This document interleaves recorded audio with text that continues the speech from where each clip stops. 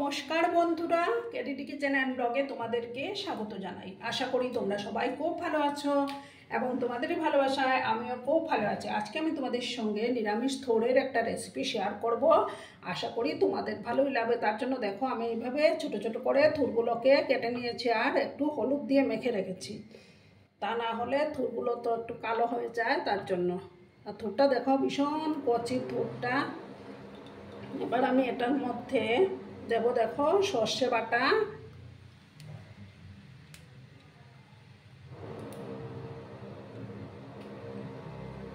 সর্ষে আর দুটো কাঁচা লঙ্কা বাটা আমি দিয়ে দিলাম। আর দেখো এক বাটি নারকেল কুড়ানো দিয়ে দেব, ছোট বাটির এক বাটি।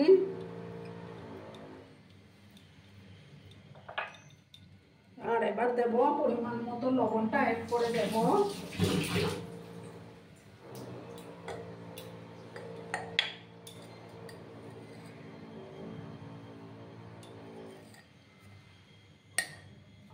লবণ দিলাম আর দেব একটু চিনি দেব।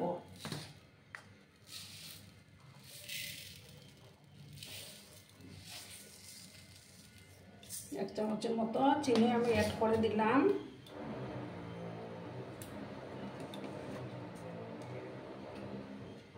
সামান্য একটু হলুদের গুঁড়ো দিলাম, দিয়ে এটাকে ভালো করে আমি চটকে চটকে মেখে নেব। ঠিক আছে বন্ধুরা, ভালো করে কিন্তু চটকে চটকে মাখবো।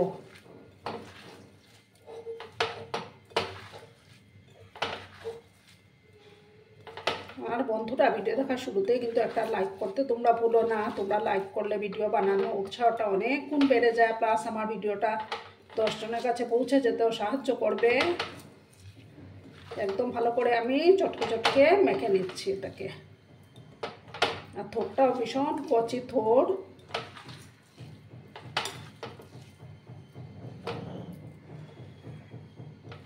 দেখো আমার মাখাটা কমপ্লিট। এবার আমি গ্যাসটা, হাতটা ধুয়ে গ্যাসটা অন করে দেব।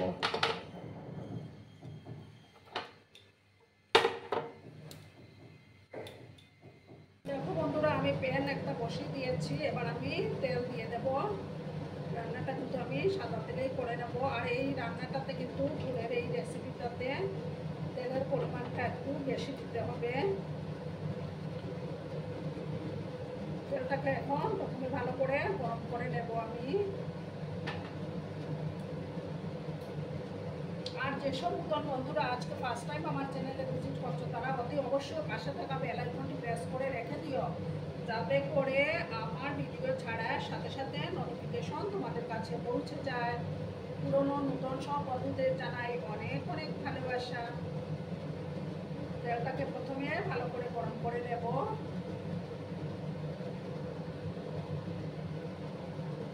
এবার দেখো আমি দুটো শুকনো লঙ্কা দিয়ে দিলাম।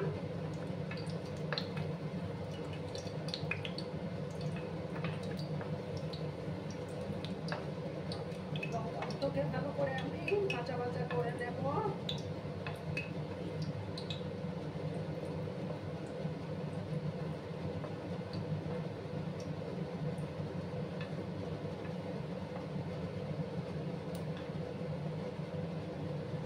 আমি গ্যাসের আঁচটাকে কমিয়ে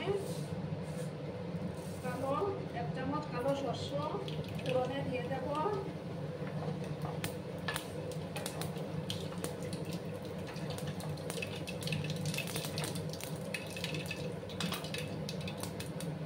এবার আমি দেখো সর্ষেটা ফুটফুট করে ফুটতে শুরু করেছে। এবার আমি ফুলগুলো দিয়ে দেব।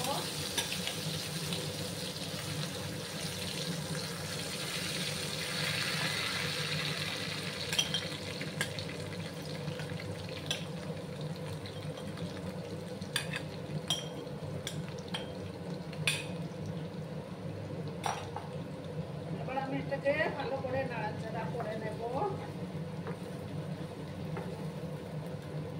এইভাবে বন্ধুরা তোমরা বাড়িতে বানিয়ে খেয়ে দেখবে, দারুণ লাগে খেতে নিরামিষের দিনে।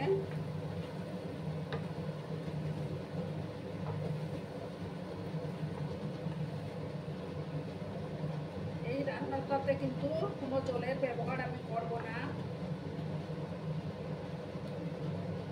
আর দেখো দুটো চেরা কাঁচা লঙ্কা আমি দিয়ে দিলাম। গ্যাসের ফ্লেমটাকে এবার আমি হাই করে দিলাম। কিছু সময় আমি ভাজা ভাজা করে নেব।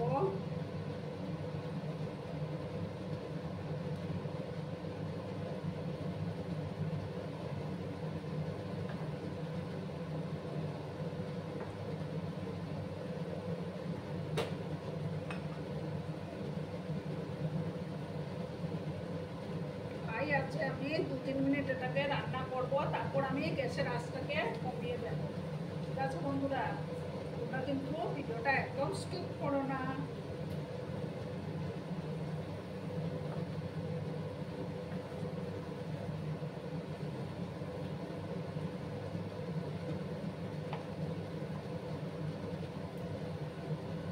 দু 3 মিনিট সময় নিয়ে আমি এটাকে হাই আঁচে একটু রান্না করে নেব।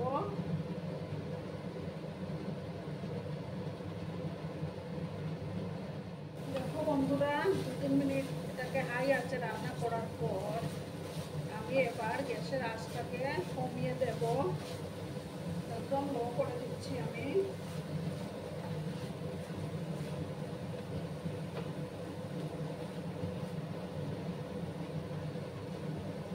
লো আছে, আমি এটাকে 2-3 মিনিট আবার রান্না করে নেব।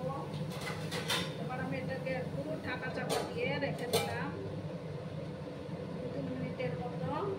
তাহলেই তৈরি হয়ে যাবে আমার থোড়ের রেসিপিটা।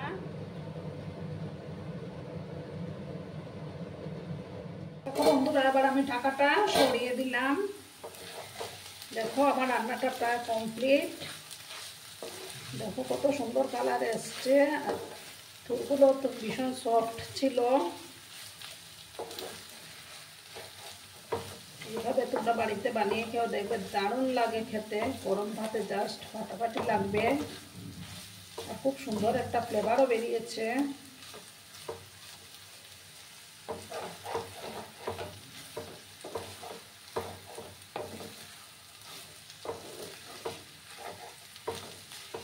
এবার আমি দেখো গ্যাসটা অফ করে দিচ্ছি। অফ করে তারপর আমি একটা ডিশের মধ্যে সার্ভ করে দেব। দেখো বন্ধুরা, আমি সার্ভ করে দিয়েছি। কেমন হয়েছে অবশ্যই কমেন্ট করে বলো। কিন্তু তোমরা তোমাদের এই সুন্দর সুন্দর কমেন্টগুলো পড়তে আমার না দারুণ লাগে। আর এতক্ষণ ধরে আমার ভিডিওটার সাথেও পাশে থেকে আমাকে এতটা ভালোবাসা দেওয়ার জন্য তোমাদেরকে আবারও জানাই অনেক অনেক ধন্যবাদ এবং অনেক অনেক ভালোবাসা। ততক্ষণে তোমরা সবাই খুব ভালো থেকো, সুস্থ থেকো, আনন্দে থেকো। আর আমার ভিডিওটার কোনো অংশও যদি তোমাদের একটুও ভালো লাগে তাহলে অবশ্যই তোমাদের প্রিয়জনদের মাঝে শেয়ার করে দেওয়ার অনুরোধ রইল। ধন্যবাদ।